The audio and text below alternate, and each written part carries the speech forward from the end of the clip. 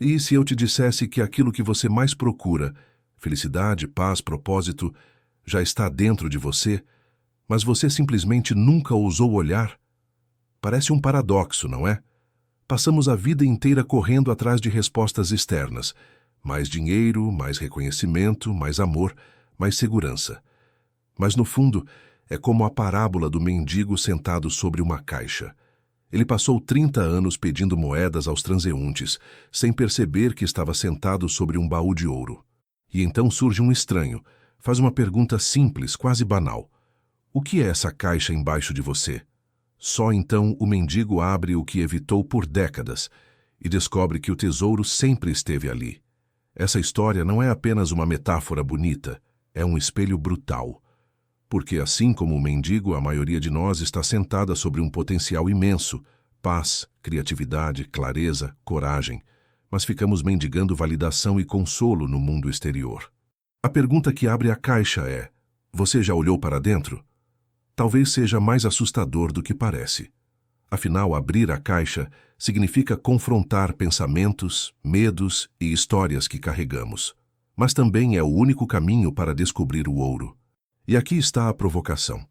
Quanto tempo da sua vida você já desperdiçou acreditando que precisa de algo lá fora para se sentir completo? Quantos anos você se convenceu de que, quando conquistar X ou tiver Y, finalmente estará em paz? Essa ilusão é o motor do sofrimento humano. Sempre adiamos a vida para um amanhã que nunca chega. Agora, antes de mergulharmos ainda mais fundo nessa reflexão, um pedido rápido. Se essa ideia já despertou algo em você, curta este vídeo e se inscreva no canal. Isso ajuda a levar essas mensagens para mais pessoas que também estão buscando abrir sua própria caixa de ouro. Voltemos ao ponto. O mendigo não olhou porque acreditava que não havia nada lá dentro. Quantos de nós pensamos o mesmo? Que não há nada de valor em nós, que somos apenas um amontoado de fracassos, erros, limitações. Essa é a maior mentira que contamos a nós mesmos. Não é que não exista ouro. É que fomos treinados a acreditar que somos pobres de espírito, quando na verdade nascemos ricos em potencial. Essa primeira parte é apenas o convite para a jornada. Uma jornada de desaprender as histórias que nos contaram, de parar de mendigar amor, aprovação e sentido fora de nós, e finalmente abrir o baú interno. A pergunta que fica é: você teria coragem de encarar o que há dentro de você, mesmo sem garantias do que vai encontrar? Você já percebeu como a vida tem duas camadas? A primeira é a realidade nua e crua. Sentimos frio, fome, perdemos alguém querido, enfrentamos doenças, quedas, frustrações. Essa é a dor inevitável da existência humana, a dor que nenhum de nós pode evitar. Mas existe uma segunda camada, invisível, e essa é a que mais nos aprisiona. O sofrimento que criamos com os pensamentos que giram em nossa mente. Pense bem, a dor física acontece no corpo, mas o sofrimento nasce da história que contamos sobre essa dor. É quando dizemos: isso sempre acontece comigo. Nunca vou me recuperar. Não sou capaz. Assim, prolongamos um momento de desconforto em semanas, meses ou até anos de peso emocional. O mesmo vale para a perda. A ausência é real, mas a narrativa de que a vida acabou é construída pela mente. E quanto mais alimentamos esse enredo, mais nos aprisionamos nele. Podemos resumir assim: a dor é inevitável, o sofrimento é opcional. E aqui surge a grande chave. A mente usa dois lugares para criar sofrimento: o passado e o futuro. Do passado vem a dor psicológica, arrependimentos, culpas, mágoas. Do futuro nasce o medo, cenários catastróficos, ansiedade, o que pode dar errado. Note que nenhum desses lugares existe agora. O presente, este exato segundo, raramente é insuportável. O que nos destrói é a mente que projeta, relembra e revive. E se você pudesse perceber isso no seu dia a dia? Imagine uma discussão com alguém. Muitas vezes não sofremos pelo que foi dito, mas pelo que continuamos repetindo mentalmente depois. A briga termina em 5 minutos, mas a narrativa dura a noite inteira. ou quando aguardamos um resultado de exame. O medo não é do momento presente, é da projeção de um futuro que talvez nunca aconteça. O filósofo Sêneca já alertava os romanos. Sofremos mais na imaginação do que na realidade. E séculos depois, a neurociência confirma. Nosso cérebro ativa os mesmos circuitos de dor quando imaginamos algo ruim quanto quando vivemos de fato. Ou seja, carregamos um fardo invisível que poderia ser evitado. Mas aqui está a pergunta para você. Quantas vezes na última semana você reviveu uma dor antiga ou alimentou um medo do futuro? E quanto disso realmente existiu fora da sua mente? Pare de pensar. Soa simples, quase ingênuo. Mas se você já tentou, sabe que é uma das tarefas mais difíceis que existem. Quanto mais você se esforça para calar a mente, mais ela grita. É como dizer a si mesmo, não pense em um elefante rosa. Imediatamente, a imagem surge. É aqui que nasce o paradoxo. Tentar não pensar já é um pensamento. Esse é o ponto onde muitos desistem. Acreditam que não nasceram para meditar, ou que têm uma mente inquieta demais. Mas a verdade é que a mente de todos nós funciona assim. Um mecanismo automático, incessante, programado para proteger, planejar, antecipar riscos. O erro não está em ter pensamentos, mas em acreditar que você é seus pensamentos. Imagine um rio correndo diante de você. As águas são os pensamentos constantes, inevitáveis. Tentar pará-los é como tentar segurar o fluxo com as mãos. Impossível. Mas você pode escolher se entra no rio e é arrastado pela corrente ou se permanece na margem, apenas observando. A chave não é calar a mente à força, mas mudar a sua posição em relação a ela. Essa mudança acontece quando você percebe que existe algo maior em você do que os pensamentos. Afinal, se você consegue observar a mente, quem é o observador? Não pode ser o próprio pensamento, porque o pensamento não se observa. Isso significa que existe uma dimensão em você que é consciência pura, um espaço silencioso que testemunha tudo sem ser arrastado por nada. E aqui está um exercício simples. Feche os olhos por alguns segundos e diga a si mesmo: vou esperar o próximo pensamento. Você vai notar um instante curioso, como se a mente ficasse em suspenso, sem saber o que trazer. Nesse espaço, você prova a si mesmo que não é escravo do fluxo mental. O silêncio que surge entre um pensamento e outro é a fresta por onde a paz entra. Isso não significa que você nunca mais terá pensamentos ou que a mente se tornará sua inimiga. Significa que você descobre que pensamentos são eventos, não identidade. Eles são como nuvens. Aparecem, mudam de forma, desaparecem. O céu, porém, permanece. E o céu é você. Agora pense. Quantas vezes na vida você foi arrastado por pensamentos como se fossem a verdade absoluta, quando na realidade eram apenas formas passageiras?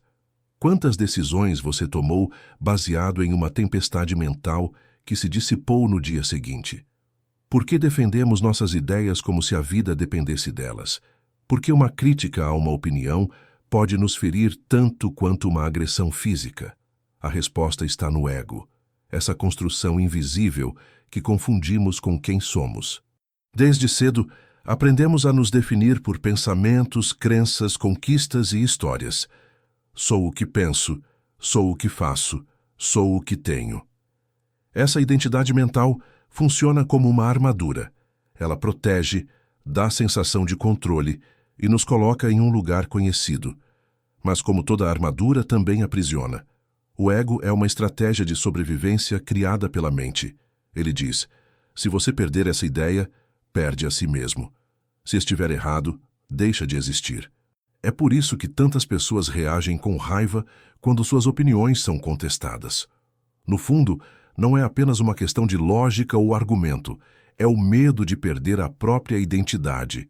Mas pense nisso, se você pode observar uma crença em si mesmo, se pode mudar de opinião. Então você não é essa crença. Se pode olhar para suas conquistas do passado e ver que já não o definem da mesma forma, então você não é essas conquistas. Se pode sentir orgulho ou vergonha, é porque existe algo em você que está além desses sentimentos, algo que os testemunha. Culturas antigas sempre intuíram essa diferença. No Oriente, chamaram de testemunha interior. Na filosofia grega, Sócrates dizia que a verdadeira sabedoria começa quando percebemos que não somos aquilo que pensamos saber. E na psicologia moderna, Jung descreveu o ego como apenas uma pequena parte da psique, incapaz de conter toda a vastidão do self. Essa percepção pode parecer abstrata, mas muda tudo no cotidiano. Quando você entende que não é seus pensamentos, deixa de reagir compulsivamente a eles. Quando percebe que o ego quer sempre vencer, provar, controlar, você pode escolher não seguir esse impulso. É como se um espaço se abrisse entre você e o que a mente cria. Nesse espaço, há liberdade. O problema é que fomos condicionados a colocar a mente em um pedestal. Penso, logo existo, dizia Descartes, e assim crescemos acreditando que só existimos na medida em que pensamos. Mas, se fosse verdade, quem é que percebe quando estamos pensando demais? Quem é que se dá conta da confusão mental? O simples fato de podermos apontar para a mente prova que somos mais do que ela. O ego não é um inimigo a ser destruído, mas um mecanismo a ser compreendido. Ele pode nos servir, assim como o coração ou o estômago. Mas quando confundimos esse mecanismo com a totalidade de quem somos, vivemos presos, reagindo como marionetes. A liberdade começa quando nos desidentificamos, quando vemos o ego como ferramenta, não como identidade. Observar a mente é talvez o ato mais simples e, ao mesmo tempo, mais revolucionário que podemos praticar. Simples, porque não exige técnica complicada, nem horas de treinamento. Revolucionário, porque muda radicalmente a forma como nos relacionamos com o sofrimento. A mente funciona como uma usina ininterrupta. Gera pensamentos o tempo todo, muitos deles repetidos, outros automáticos, quase todos reativos. E quando estamos identificados com esse fluxo, acreditamos que somos o que pensamos. Mas, no instante em que você se coloca como testemunha, tudo muda. Você deixa de ser arrastado pelo rio e passa a observá-lo da margem. Um exercício clássico é imaginar que cada pensamento é como uma nuvem atravessando o céu. Elas surgem, se movem, se dissipam. Algumas são densas, carregadas de emoção. Outras são leves, quase imperceptíveis. O erro é achar que você é a nuvem. A verdade é que você é o céu, vasto e silencioso, que nunca é afetado pelo que passa dentro dele. Mas há um detalhe essencial. Testemunhar não significa julgar. Se você se pega pensando meus pensamentos são tolos, ou essa ideia é ruim, já voltou para o jogo da mente. O julgamento também é um pensamento, e cria a ilusão de que existe um eu contra outro eu. Observar de verdade é acolher sem classificar, apenas reconhecer. Aqui está um pensamento de medo, aqui está um pensamento de desejo, aqui está uma lembrança. Reconhecer e deixar passar. A prática de testemunhar transforma situações corriqueiras. Imagine que alguém lhe ofende. A reação automática seria devolver a agressão ou se encolher na dor. Mas se você observa a onda de pensamentos que surge, ele não podia ter feito isso comigo, eu não sou respeitado, percebe que esses são apenas ecos mentais. Eles não precisam definir sua resposta. Ao testemunhar, você se dá o poder de escolher. Essa mesma consciência pode ser aplicada em momentos de ansiedade. Quando a mente cria cenários futuros, você pode simplesmente observar. Veja, aqui está o pensamento de fracasso. Aqui está o pensamento de perigo. Em vez de se perder dentro do enredo, você reconhece que é apenas um filme mental passando diante de si. Os mestres espirituais sempre apontaram para essa prática. O Zen budismo chama isso de mente de principiante, olhar para cada instante sem o peso de conceitos passados. A psicologia contemporânea chama de desfusão cognitiva, separar o eu daquilo que a mente produz. Os nomes são diferentes, mas o resultado é o mesmo: liberdade. No início, pode parecer difícil. A mente vai insistir em puxar você de volta. Mas com o tempo, pequenos intervalos de silêncio se abrem entre os pensamentos. Esses instantes são preciosos, são a prova viva de que existe algo além da voz incessante. São esses intervalos que, pouco a pouco, revelam uma paz que não depende de circunstâncias externas. Estar presente pode soar como algo banal, quase óbvio. Afinal, onde mais poderíamos estar, senão aqui e agora? Mas a verdade é que raramente habitamos o presente.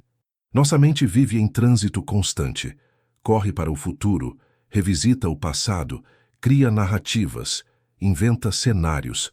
O resultado é que quase nunca experimentamos a vida em sua plenitude. O agora, porém, é tudo o que existe. Não há futuro fora da imaginação, não há passado fora da memória. O que realmente temos é este instante, esta respiração, esta sensação. É aqui que a vida acontece, e é aqui que o sofrimento não encontra espaço. Praticar o poder do agora não significa abandonar responsabilidades ou esquecer a história pessoal. Significa trazer consciência para aquilo que está diante de nós, sem distorções da mente. É sentir o corpo apoiado na cadeira, a respiração entrando e saindo, os sons ao redor, a textura de um objeto na mão. São detalhes simples, mas que nos conectam ao real. Observe como isso se aplica no cotidiano. Você está andando na rua. Normalmente, estaria com a cabeça cheia de preocupações. Mas, se escolher estar presente, pode ouvir o vento, reparar nas formas das árvores, sentir a cadência dos passos. Esse estado não exige nada além de atenção, mas transforma completamente a experiência. O comum se torna extraordinário. A ciência confirma o impacto dessa prática. Estudos sobre mindfulness mostram que a consciência plena reduz a ansiedade, melhora a memória e aumenta a sensação de bem-estar. E não é coincidência. Quando a mente não está presa em lembranças ou antecipações, sobra espaço para clareza. Pense em quantas vezes você perdeu momentos importantes porque estava distraído. Uma conversa com alguém querido em que sua mente já estava em outra tarefa. Uma refeição saboreada sem realmente sentir o gosto. Uma paisagem observada através da lente do celular, mas nunca com os próprios olhos. Viver no agora é resgatar o que a pressa rouba. Um exercício simples é olhar para uma árvore como se fosse a primeira vez, sem comparar com outras árvores, sem pensar no tempo, sem projetar nada. Apenas olhar, reparar nos contornos dos galhos, nas cores, no movimento das folhas. Essa experiência pura é um vislumbre do presente. E o mais fascinante é que, no agora, não há sofrimento. A dor pode estar ali, mas sem a narrativa da mente, ela não se prolonga. O medo do que virá não encontra alimento. A mágoa do que passou não tem palco. É por isso que tantos sábios afirmam que a felicidade não está em um futuro idealizado, mas na capacidade de estar inteiro neste instante. O agora é um portal. Simples, silencioso, sempre disponível. Mas a questão é, estamos dispostos a atravessá-lo? Falar em presença no agora parece simples quando pensamos em um bosque tranquilo ou em uma sala silenciosa. Mas e quando estamos presos em um engarrafamento? Ou diante de uma avalanche de notificações? Ou em meio a uma discussão familiar? É nesses contextos que o desafio real aparece. Como permanecer presente em um mundo que vive acelerado? Nosso tempo é marcado pela velocidade. A cada segundo, um novo estímulo exige atenção. Mensagens instantâneas, prazos de trabalho, notícias que se sucedem sem pausa.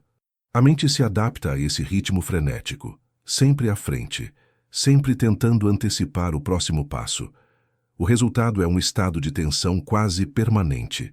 É como se estivéssemos constantemente em modo de sobrevivência, mesmo quando nada ameaça nossa vida. Estar presente nesse cenário torna-se um ato de resistência. É escolher não ser escravo da pressa. É decidir que mesmo em meio ao caos, há espaço para a consciência. Imagine-se preso no trânsito. Normalmente, a mente estaria cheia de irritação e impaciência. mas você pode optar por sentir a respiração, reparar no formato das nuvens, ouvir a música do rádio com atenção plena. Nada muda externamente, mas tudo muda internamente. Essa escolha pode se estender a qualquer situação. No trabalho, em vez de se perder no excesso de tarefas, você pode executar uma de cada vez com presença, respirando entre elas. Em uma conversa, em vez de planejar sua resposta enquanto o outro fala, pode simplesmente ouvir, de verdade, cada palavra. No convívio familiar, em vez de deixar o piloto automático das irritações dominar, pode observar os pensamentos surgindo antes que eles se transformem em reação. O filósofo Byung-Chul Han descreve a sociedade contemporânea como uma sociedade do cansaço. Estamos exaustos não pelo excesso de esforço físico, mas pelo excesso de estímulos mentais. O antídoto não é abandonar a vida moderna, mas aprender a criar pequenas ilhas de presença dentro dela. Momentos simples: desligar o celular durante a refeição, caminhar sem fones de ouvido, respirar fundo antes de uma decisão, podem ser revoluções silenciosas. Estar no agora não significa ignorar o futuro ou esquecer o passado. Significa que o futuro é planejado com consciência no presente e que o passado pode ser lembrado sem aprisionar. É um equilíbrio. Usamos a mente como ferramenta, mas não permitimos que ela dite nossa existência. No fundo, o mundo acelerado não vai desacelerar por nós. O trânsito continuará, as notificações não cessarão, os prazos sempre existirão. Mas a escolha de como atravessamos tudo isso pertence apenas a nós. A pergunta é: você atravessa como prisioneiro da pressa ou como alguém que carrega em cada instante a chave da liberdade interior? É tentador acreditar que basta estar presente para que todos os problemas desapareçam. Mas essa visão seria ingênua. A presença por si só não elimina responsabilidades nem cura traumas profundos, nem substitui mudanças necessárias no mundo real. Ela é uma base sólida, mas não é a solução única. Imagine alguém que sofreu uma perda traumática. A prática de observar a mente pode ajudar a não se afogar em memórias dolorosas, mas não apaga a realidade da ausência. Em casos assim, a presença pode se tornar um recurso poderoso de sustentação, mas muitas vezes precisa caminhar ao lado de outras formas de cuidado: psicoterapia, apoio comunitário, diálogo sincero. O mesmo vale para quem enfrenta condições clínicas ou transtornos mentais. A prática não substitui tratamento médico, mas pode ser um complemento valioso. Há também o risco do chamado spiritual bypassing. Usar a espiritualidade como fuga para não lidar com responsabilidades concretas. É quando alguém diz: não preciso resolver isso, vou apenas meditar, enquanto problemas práticos se acumulam. Dívidas, relacionamentos tóxicos, compromissos não cumpridos. O verdadeiro poder da presença não é negar a vida, mas enfrentá-la com mais clareza e menos distorções. Outro limite importante é compreender que o sofrimento humano não é apenas individual. Existe sofrimento coletivo, enraizado em sistemas de desigualdade, violência e injustiça. Estar presente pode aliviar nossa relação com esses cenários, mas não apaga a necessidade de ação. O desafio é unir a clareza interior à transformação social. Afinal, de que adianta cultivar paz interna se permanecemos indiferentes à dor alheia? Ao mesmo tempo, a prática de estar presente oferece um recurso poderoso para agir no mundo. Pessoas mais centradas tendem a tomar decisões com mais lucidez, menos movidas pelo medo ou pela raiva. Em conflitos, conseguem dialogar com calma. Em ambientes de trabalho, são menos reativas, mais criativas. Em casa, transmitem estabilidade para os que convivem com elas. Ou seja, a presença não nos retira da realidade, mas nos devolve a ela com mais equilíbrio. A psicologia moderna confirma: práticas de atenção plena reduzem níveis de cortisol, aumentam a resiliência emocional e até fortalecem conexões neurais associadas à empatia. Estar presente não é apenas filosofia, mas também biologia aplicada. E, ao mesmo tempo, é um gesto cultural. Em sociedades que cultuam a pressa, Desacelerar é uma forma de resistência. Portanto, reconhecer os limites da prática não a diminui. Pelo contrário, ao perceber que a presença é parte de um caminho mais amplo, entendemos seu verdadeiro valor. Não é uma fórmula mágica, mas um alicerce, um espaço interno que nos dá condições de lidar melhor com as inevitáveis dores e com as urgentes mudanças que a vida exige. Uma das armadilhas mais comuns em qualquer prática interior é a expectativa de resultados imediatos. Muitos acreditam que depois de alguns dias de atenção plena, já deveriam sentir paz constante, ausência de pensamentos negativos, até uma espécie de iluminação súbita. Quando isso não acontece, surge a frustração. Mas o crescimento interior não segue o ritmo acelerado do mundo externo. Ele é sutil, silencioso, quase imperceptível no começo. Então, como medir se a prática da presença está realmente transformando a sua vida? Não se trata de contar quantos minutos você meditou ou quantas vezes conseguiu esvaziar a mente. A verdadeira medida está na qualidade da sua relação com o cotidiano. Um primeiro sinal é a latência da reação. Antes talvez você explodisse de imediato diante de uma crítica ou de um contratempo. Agora, percebe um pequeno intervalo entre o estímulo e a resposta. Esse espaço é precioso.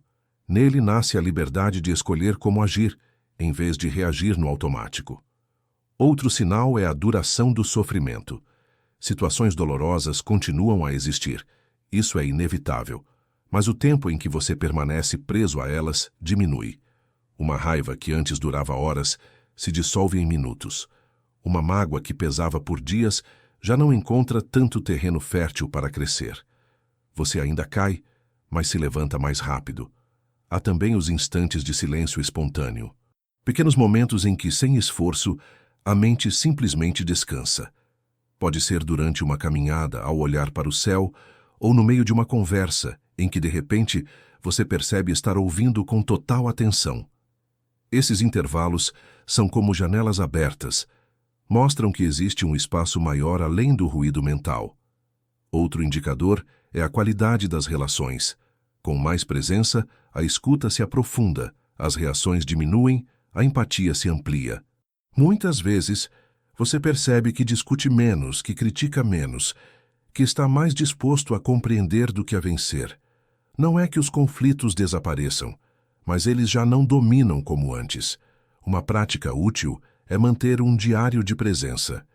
Uma vez por semana, registrar 3 situações em que você conseguiu observar seus pensamentos, em vez de ser arrastado por eles. Registrar também uma situação em que falhou e o que aprendeu com isso. E, por fim, anotar um momento de beleza percebida no cotidiano. Um detalhe que talvez passasse despercebido antes.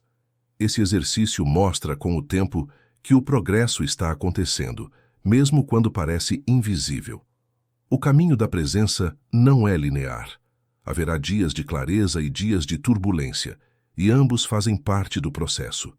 O que importa não é a perfeição, mas a constância. É como fortalecer um músculo. Cada repetição, por menor que seja, deixa uma marca. Aos poucos você se torna alguém menos governado pelo passado ou pelo futuro e mais enraizado no agora. No fim de toda essa jornada, voltamos ao início, a imagem do mendigo sentado sobre a caixa. Ele passou décadas pedindo moedas, acreditando ser pobre, quando na verdade estava sobre um tesouro. Essa parábola é mais do que uma história simbólica, é um chamado direto para cada um de nós. Quantas vezes vivemos como mendigos, implorando por reconhecimento, amor ou segurança, quando tudo isso já existe dentro de nós, esperando para ser descoberto? O convite da presença é simples e radical. Abrir a caixa. Não se trata de buscar fora, mas de olhar para dentro, sem medo do que se encontrará. Talvez no começo você veja apenas pensamentos caóticos, emoções antigas, dores não resolvidas. Mas, se continuar olhando com atenção, perceberá que por trás de tudo isso existe um espaço silencioso, intacto, onde nenhuma ferida chega. Esse espaço é a sua verdadeira essência. Não é uma promessa de vida sem dor, porque a dor faz parte da existência. É, sim, a promessa de uma vida sem aprisionamento no sofrimento. A diferença está em como nos relacionamos com o que acontece. O presente não apaga as tempestades, mas nos dá raízes para atravessá-las.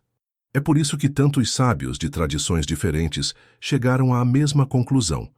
A verdadeira liberdade não está em mudar o mundo, mas em mudar a forma como o percebemos. Quando você deixa de se identificar com cada pensamento, quando testemunha a mente e se ancora no agora, descobre que já não é refém das histórias que ela conta. Surge um espaço de clareza, um estado em que a vida se mostra em sua pureza, sem máscaras, sem ruídos, sem promessas de um amanhã inalcançável. E aqui está a reflexão final. Talvez o milagre não seja conquistar algo extraordinário no futuro, mas perceber a extraordinariedade do que já existe neste instante. O som da sua respiração, a luz que atravessa a janela, o simples fato de estar vivo agora. Esse é o ouro no baú. A questão que permanece então é pessoal. Você continuará vivendo como mendigo, esperando que algo fora de você traga sentido, ou terá coragem de abrir a caixa e descobrir o tesouro que sempre esteve aí?